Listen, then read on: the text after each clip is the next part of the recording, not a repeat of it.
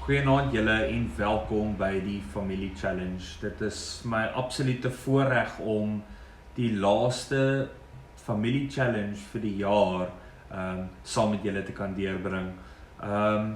Ek wil graag hierdie Familie Challenge open met die skrifvers wat ons in Romeine gelees het gisteraand. Romeine 12 vers 1 tot 2 sê, I appeal to you therefore, brothers, by the mercies of God, to present your bodies as a living sacrifice, holy and acceptable to God, which is your spiritual worship. Do not be conformed to this world, but be transformed by the renewal of your mind, that by testing you may discern what is the will of God, what is good and acceptable and perfect. Ek dink, ons het gister 'n bietjie gechat oor jy weet, my wil versus God se wil en baie keer maak ons besluite en is kind of, jy weet, holding thumbs, hoop vir die beste en bid, Here asseblief seën dit wat ek gedoen het, in steede van om God deel te maak van jou planne en God deel te maak van die besluitneming proses.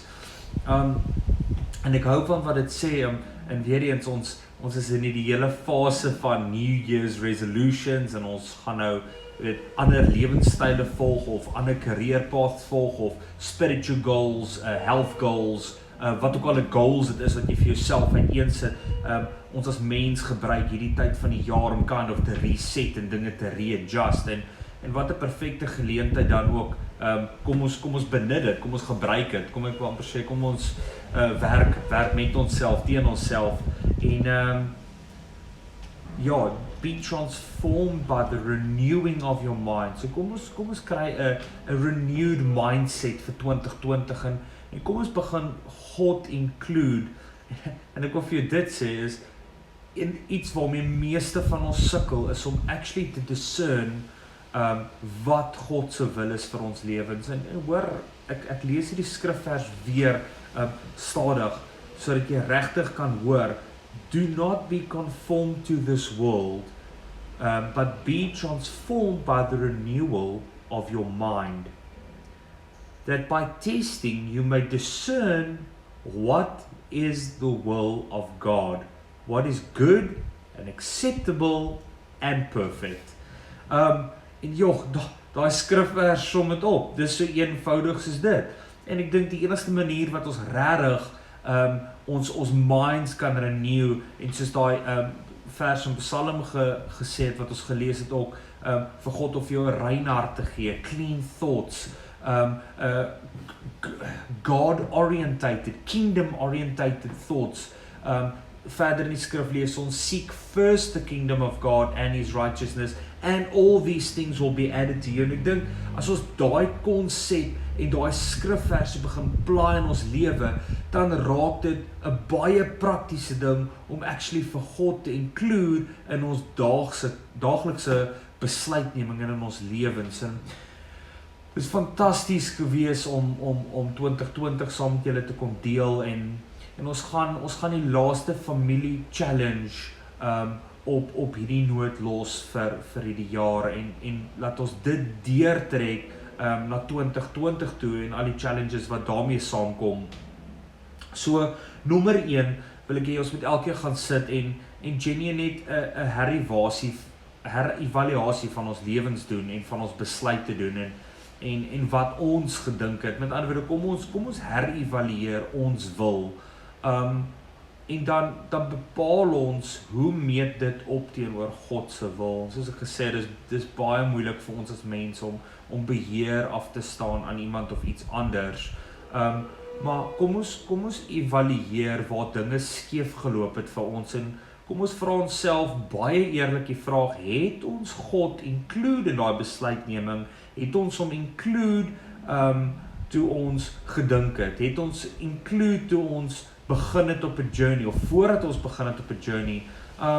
en ek dink jy gaan meer as often find dat waar dinge nie ten gunste uitgewerk het, met ander woorde, volgens wat jy wou laat gebeur het nie, dan kan ek vir jou amper garantie, God was probably nie involved nie, en waar God verheerlik kan word, is ek seker van hy het wel dit wat jy besluit het gebless. Maar die beste manier om uit te vind wat God se wil is vir jou lewe en waar hy jou wil hê en is om die Skepper te vra, die ou wat jou ontwerp het, jou lewe beplan het, jou als rondom jou klaar weet, die beste plek, 'n beste persoon om te vra is vir God. God, wat is dit wat U wil hê ek moet doen? Wat is hierdie prentjie wat U vir my wil skilder? So, dan wil ek ook hê, julle moet saam as 'n gesin gaan sit en sê, right, gesinsbesluite, ons het van huis geskuif, van werk geskuif, hoe het daai besluite die gesin, die familie ge-impact, en indien dit wel 'n negatiewe impak gehad het, weer eens, gaan evalueer, het jy God include, het jy genuinely by God die antwoord gekry,